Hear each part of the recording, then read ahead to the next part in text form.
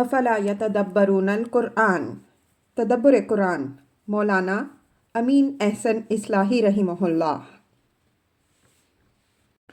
سورہ صافات تمہید۔ بسم اللہ الرحمن الرحیم۔ سورہ کا عمود اور سابق سورہ سے تعلق۔ یہ سورہ سابق سورہ یاسین کے مثنیٰ کی حیثیت رکھتی ہے۔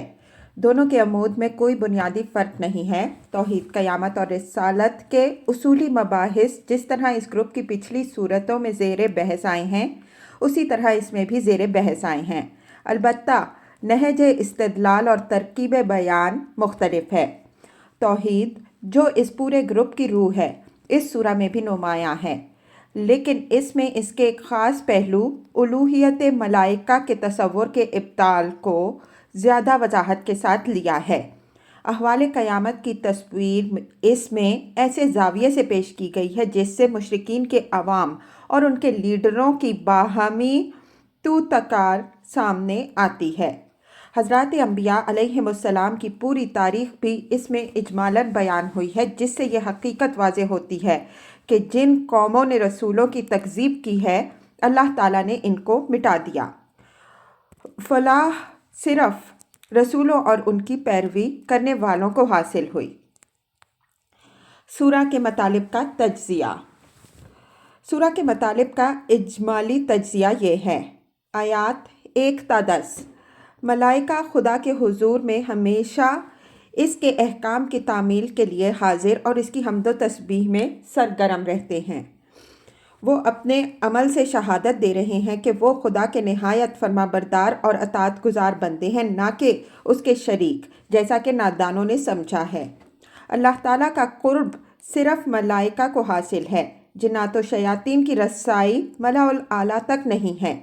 اگر وہ ملا الاعلیٰ کی باتوں کی سن گن لینے کی کوشش کرتے ہیں تو ملائکہ ان کو دھتکارتے اور شہاب ثاقب ان کا تعاقب کرتے ہیں۔ اس وجہ سے وہ غائب کی باتیں جاننے سے قاصر ہیں۔ جو لوگ ان کو علم غیب حاصل کرنے کا ذریعہ سمجھتے ہیں، وہ اللہ تعالیٰ کے مرتبہ بلند سے بے خبر ہیں۔ آیات 11 تا 39۔ ان لوگوں کو تنبیہ جو قیامت کا مذاق اڑا رہے ہیں۔ قیامت کے دن ان کا اور ان کے لیڈروں کا جو حال ہوگا، اس کی تصویر۔ مقصود اس سے پیغمبر صلی اللہ علیہ وسلم کو تسلی دینا ہے کہ ان کے مغرورانہ رویے کو ابھی نظر انداز کرو۔ وہ دن آنے والا ہے جب ان کے عوام اپنے لیڈروں پر لعنت کریں گے کہ انہوں نے ان کو پیغمبر صلی اللہ علیہ وسلم کی پیروی سے روکا، اور لیڈر اپنے پیرووں کو ملامت کریں گے کہ وہ خود شامت زدہ تھے کہ انہوں نے حق کے واضح ہونے کے بعد بھی اس کا انکار کیا۔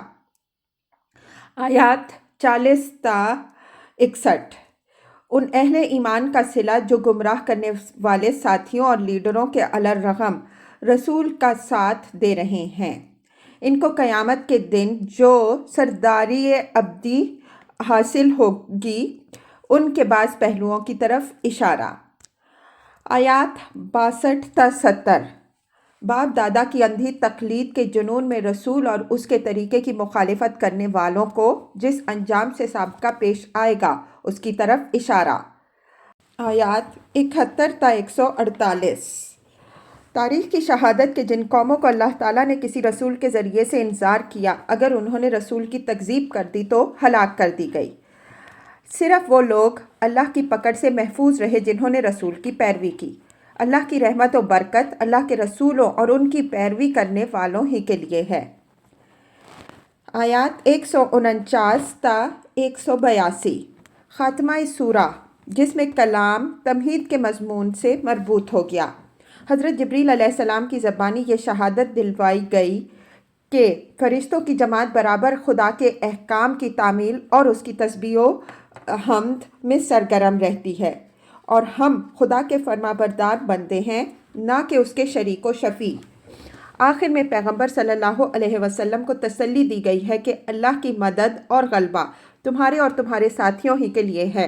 تمہارے مخالفین لازماً ناکام ہوں گے، جو پہلے تو رسول کی بعثت کے منتظر رہے، لیکن جب وہ آیا تو حسد و تکبر کے سبب سے اس کی مخالفت کے لیے اٹھ کھڑے ہوئے۔